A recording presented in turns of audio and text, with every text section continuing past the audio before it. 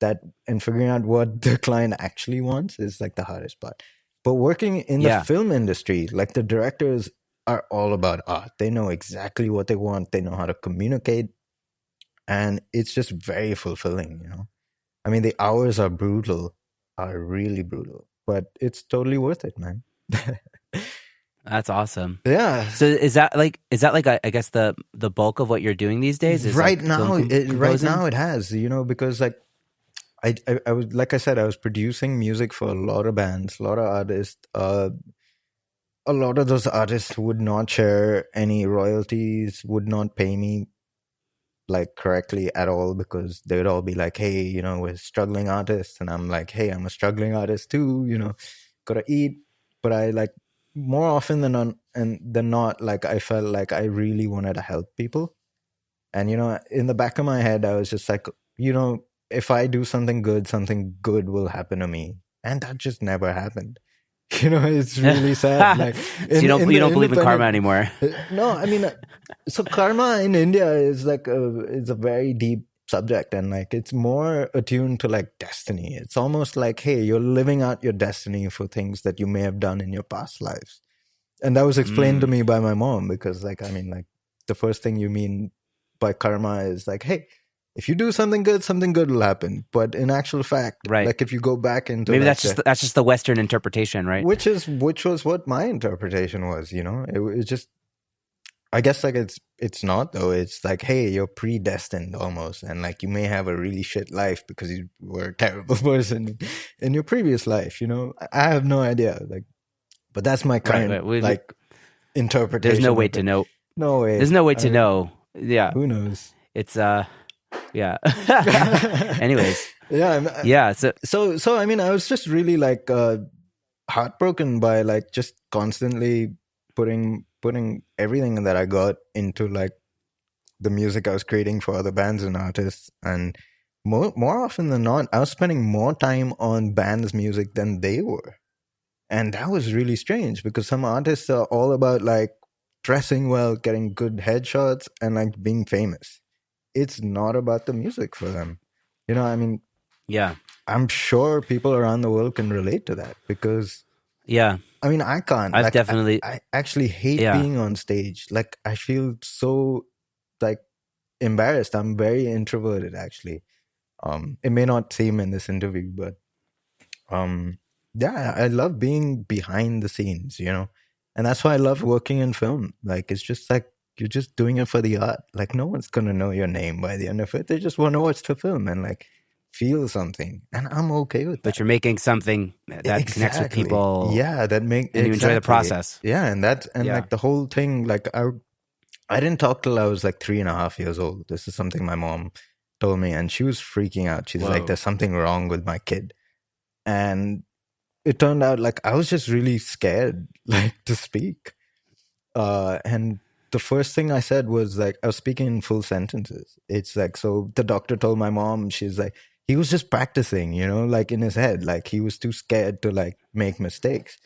And I feel like in the same way, like everything in my life has kind of been the same way. Like, and music has been like my tool to express what, you know, language can't. I mean, I feel like I stutter sometimes, and like I'm not a very confident speaker, but yeah, music just kind of fills that void, and it kind of helps me express. Yeah, well, you're expressing yourself really well today on the podcast. I'll give you that much. I guess I'm just like singing my heart out, man. Yeah, I guess I would say the other way around for me. I'm like sometimes like too unconfident with my music, and I'll man, just like, I feel you on that, but like overthink doing it. Yeah, but you got to just do it in the hot seat, and you have a director sitting behind you, and they're expecting you to create a cue right in front of them. You have no choice. Like, you're fired if you don't do that. So it's just trial by fire, I guess. Yeah. Do you want to talk a little bit about the artists that you work with? Sure. I mean, I don't know if you're doing so much artist work these days as opposed to film work, but like, I've like, all right. So after we got our first film, like we've just been booked to do like films nonstop. Luckily, like I don't know how that came about. I guess through word of mouth. Like, So I mean, I believe Arnab kind of mentioned that like there's this system in India where like they kind of have this like factory produced film music where there's just like 20 composers in a room. We really didn't want to do that. Like, and that's the whole reason of starting Salvage. You know, it could have been like called, if my name was Bob, like on an every average day thing, it would be like, hey, I'm Bob. I create music for a film. But if you come to my office, you're going to see me sitting on a couch while like I have 50 producers actually doing my job, you know, and we didn't want to do that. And we didn't want to, so we just kind of created this collective where like it's no one's name. It's just like a clean thing. You know, I mean, this seems very normal in the West. Like, hey, that makes sense. Yeah. But it's not commonplace here. It's really strange. You know, it's something I didn't understand. So it's five composers slash multi-instrumentalists slash engineers. Like we kind of like try and do everything just because we've had to learn everything, and we kind of fill in the blanks, I guess. Jack of all trades. All of us are jack of all trades. Being five people, like we all have our networks. Like we've all played in multiple bands. We kind of all hail from different areas and different backgrounds, and like that automatically just creates a massive network, right? So there's generally a lot of artists reaching out to us to help out and produce stuff, and like it's lovely to do when the artist really deserves that kind of care and attention. And by deserve, I mean like who put in the time, you know, like who match our effort in the project, you know. And it's sad to say that sometimes that's just not the case. But when it is the case, and when the artists are really like engaged and really want to do a good job, like it's really rewarding, you know. And so I found that we're picking our artists a lot more carefully now, whereas back in the day when we first started Cotton Press Studio, we were just working with anyone, you know. We're just trying to pay the bills and keep the place going, you know. But now it's just like, hey, I just spent 10 years of my life, you know, helping other people. None of those people, I mean, I wouldn't say none, but I would say like a lot of those people just didn't even look back. They just went forward and like, you know, stole credit most of the time, just ran with it. And that really didn't help with morale, I guess, to put it shortly. Yeah. And yeah, I mean, like the only contract work that we do is film work. Believe it or not, we've done like 500 ads and none of them had a contract. So in a lot of instances, like they'll agree to one payment, and then once the job is done, they'll pay you a different sum, you know. And that's a crazy thing anywhere else in the world, but still happens here, man. Kind of nuts. Yeah. So I mean, like, I'm sorry. No, yeah. I mean, it's just the way it is, man. This is how it's happened decades before I was even born. This is something I was just like thrown into. I'm just trying to make sense of it, trying to survive. Yeah. But like, there's tons of amazing people as well. Like I said, I mean, like, For sure. This band, like this band that I'm part of, that I've been trying to release for 7 years now because I've just not had any sort of disposable income to like kind of get it mastered or anything. It just finally got mastered during the lockdown.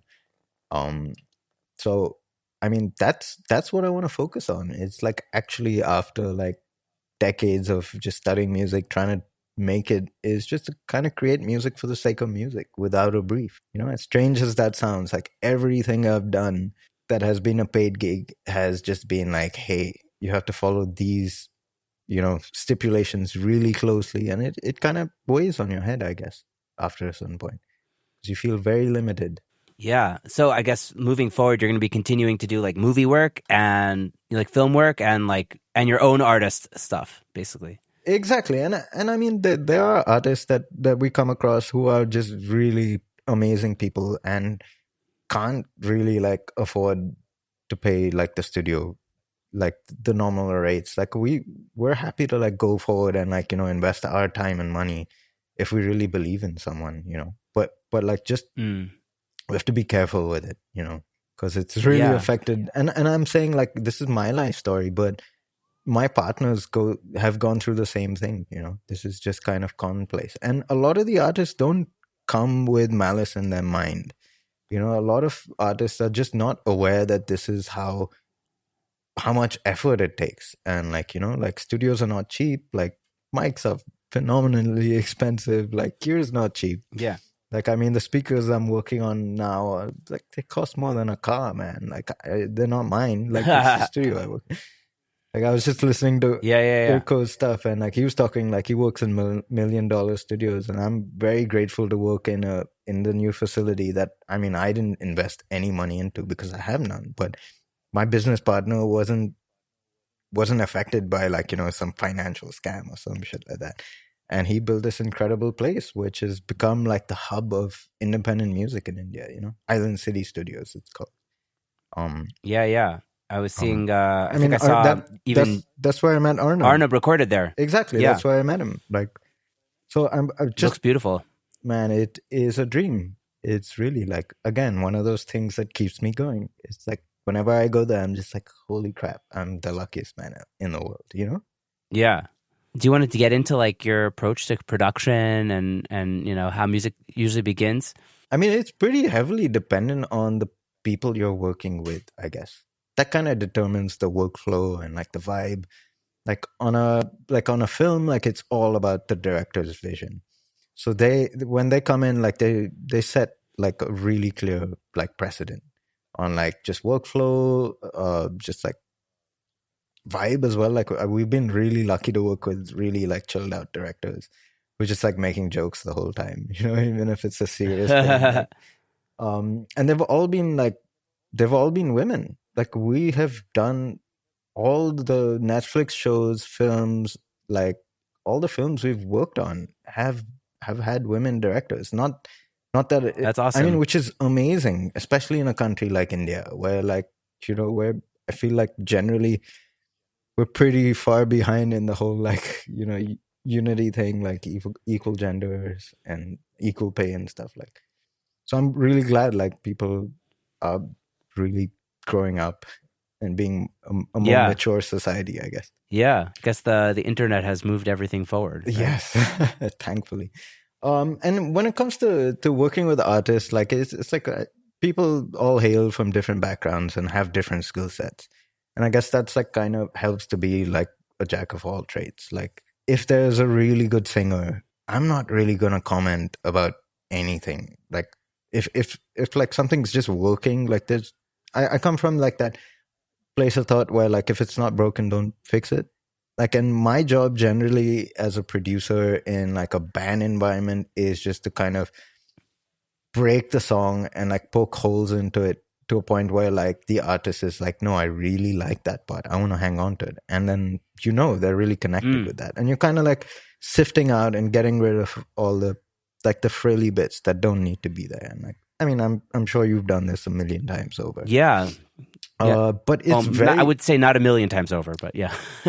I mean, it's a very organic approach, I guess. Do you do a lot of pre-production with bands? Tons of pre-production. It's all about pre-production for me. Like, and that's something that I guess sets me apart from a lot of producers here. A lot of bands just don't take pre-production seriously. And not that they do. Some bands, like, I wouldn't do a lot of pre-production if I was tracking like a jazz trio or a quartet, because like it's all about in the moment stuff, right? It's just sure. like about like making sure that you get what the artist wants texturally and just like a general sonic space, you know. But when it's working with about like the capture. Yeah, exactly. Just be like an observer and like try and capture that as good as it can be.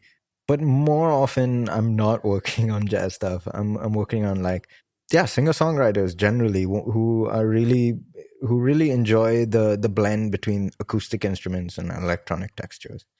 I find like that's been the bulk of the work that I've worked on in the last 10 years. I really enjoy that stuff. I mean, it's challenging. That's for sure. Yeah, so what's the first thing you usually do if like a singer-songwriter, you know, do you hear a demo? Do you have them play the song for you? They generally send me like an iPhone recording of like them on a piano or a guitar and just singing. Then I just kind of ideate and kind of just like, it's very cinematic for me when I close my eyes. If I can see like a scene play out to a piece of music, everything automatically just gets defined, you know? like orchestration, like arrangement, pace, contrast. Like it just kind of happens organically.